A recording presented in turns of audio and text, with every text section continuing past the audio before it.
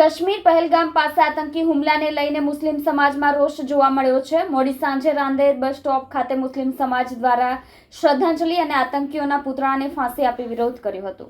પહેલગામ પાસે ગત મંગળવારના રોજ બપોરે નિર્દોષ પ્રવાસીઓ પર આતંકવાદીઓએ અંધાધૂંધ ગોળીબાર શરૂ કરી 26 જેટલા લોકો શહીદ કરી નાખ્યા હતા।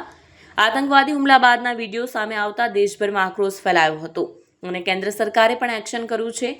મોડી સાંજે રાંદેર બસ સ્ટોપ ખાતે મુસ્લિમ સમાજ દ્વારા શ્રદ્ધાંજલિ અને આતંકીઓના પુતળાને ફાંસી આપી વિરોધ કરાયો હતો।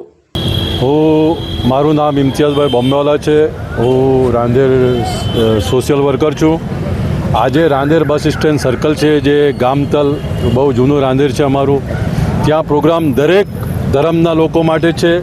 જે 2 દિવસ પહેલાં આતંકવાદી હુમલામાં આપણા દેશના નાગરિકોના જે અવસાન થયા છે એમને શ્રદ્ધાંજલિ આપવા તેમજ આતંકવાદીના પુતળાને ફાંસીનો એક પ્રોગ્રામ અમે રાંદેર લોકોએ કર્યું છે।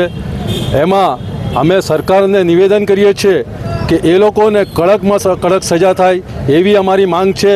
140 કરોડ દેશના વાસીઓ એ જ ઈચ્છે છે કે એ લોકો જે પણ દેશના હોય, પાકિસ્તાનના હોય, બાંગ્લાદેશના હોય, ચાઇનાના હોય, કોઈ પણ દેશના હોય, અમે સાથે છે।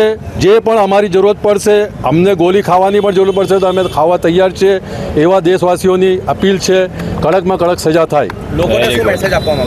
લોકોને એ જ મેસેજ આપવા માંગીએ છીએ કે આતંકવાદીઓ જે આપણે ત્યાં ઘૂસ્યા એ લોકોથી ચેતીને રહે, તેમજ કોઈ પણ એવી એ લાગે તો આપણે પોલીસ પ્રશાસનને એ લોકોનો પ્રોગ્રામ એ આપી દઈએ કે ભાઈ આ લોકો આ નવા માણસો છે, કોઈ પણ નવો માણસો જોઈએ તો એ લોકોનો પર વોચ રાખો અને પોલીસને તાત્કાલિક એની જાણ કરો।